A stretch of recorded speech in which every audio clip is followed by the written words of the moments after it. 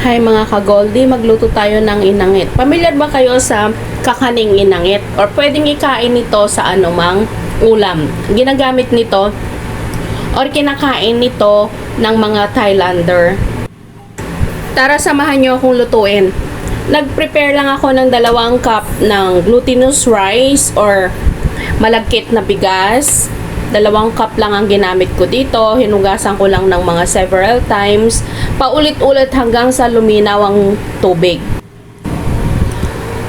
Pagka malapit ng luminaw ang tubig natin,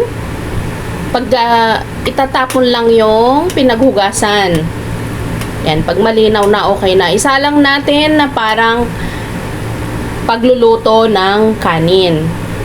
Gumamit ako ng rice cooker dito para lutuin. Inuulit-ulit ko lang hugasan para make sure na malinis po talaga. Hindi po natin alam kung saan na po nakalatag lang ang ating kaning malagkit. Kaya kailangan po nating hugasang mabuti para make sure na malinis. At tayo rin po ang kakain nito. Kaya kailangan linisan at hugasang mabuti lahat ng ating kinakain. Itong recipe na to pwedeng ipare sa manggang hinog. And at po, pagkatapos nating hugasan, ilipat natin sa may rice cooking pot. Nilagay ko lang yung bigas na malagkit na hugas na at malinis. Naglagay ako ng 1 pack kara coconut cream. Yan po ang gamit ko pinangluto. Tsaka po ako nagdagdag ng 1 cup of water. Yung pack na rin po ng coconut cream ang ginamit kong pangnukat.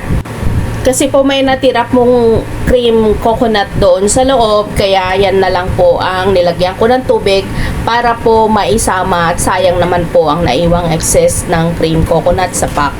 Pagkatapos nating mailagay ang coconut cream with water, haluin nating mabuti para balance po or evenly po ang pagkakalagay natin sa coconut cream. Halu-haluin lang natin hanggang sa makita nating tunaw na po ang ating coconut cream. Naglagay din na po ako ng 1.5 teaspoon ng salt, pang balanse or pang palasa po sa ating kakaning inangit. Syempre po, pagkatapos po nating lagyan ng asin, syempre halu-haluin din natin para lumasa or humalo sa ating bigas na malagkit. Pagkatapos po nating haluin, ating pong isalang sa rice cooker. Gumamit lang po ako ng rice cooker Panasonic. Hindi po ito sponsor ha. Wala pa po tayong sponsor. And then, ang pagluluto po, parang atin lang po. Iset lang po sa white rice and bola. Eto na po, inilipat ko po. Ang ginamit ko pong pa-crispy ng outside niya is yung pang samyupsal. I-blend natin ko lang po gamit ang spatula para evenly po ang pagka-crispy niya. Ayan na po, after 10 minutes. So far, ang pagkaluto po nito, mga 30 minutes. Hindi na po kailangan baliktarin kasi up and down po ang ating grilling machine. Or grilling na pang samyupsal po kasi ito eh. Ito po yung ginagamit kong pang-ihaw ng mga karne o pang barbecue para iwas usok-usok sa ating bahay para hindi po umamoy. So after ng 30 minutes, yan na po yung ating crispy inangit. Hindi ko po alam kung anong tawag po nila dito eh sa atin. Pero ang tawag po namin kasi sa aming place is inangit. Siyempre po, papakita ko sa inyo kung gaano ka-crispy. Ito po yung sa inside niya. Tingnan nyo.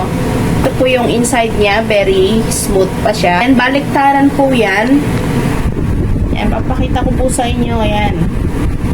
Talaga pong nagtututong siya.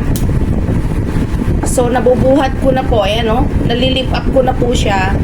Kasi very crispy na po outside and then very smooth po sa inside. Ayan po yung sa loob niya. Ayan, no? Yan po ang tawag namin inangit. Salamat po sa panonood. God bless you. Sana po nagustuhan nyo ang ating recipe ngayon gamit ang kakaibang machine.